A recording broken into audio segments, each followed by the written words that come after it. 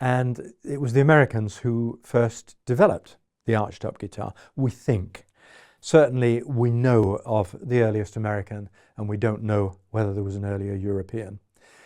And it was a man called Lloyd Loar, who worked for the Gibson Guitar Company, who first devised a guitar on which, instead of having a round hole and a flat top and a bridge which was stuck to the top of the guitar and to which the strings were affixed, decided to make one looking like a cello.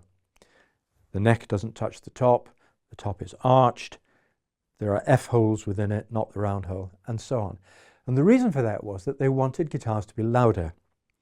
The Spanish guitars and the equivalent that were played in an orchestra were not particularly loud.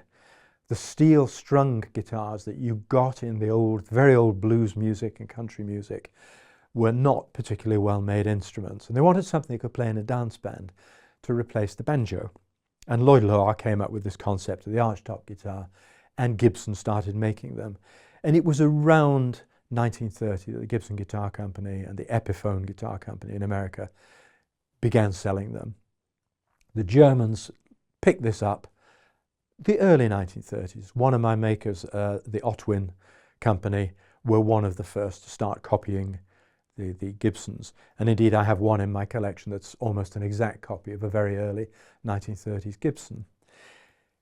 In fact, in Germany in the 1940s, the word Gibson was the generic term for an archtop guitar, like a Hoover for a floor sweeper. Das ist eine Gibson. They went along pretty similar paths in America and in Germany, but a big difference, frankly, was that the Americans had a much bigger market, were much better at selling, and the pop stars and the jazz heroes and so on were in America and they were not in Germany.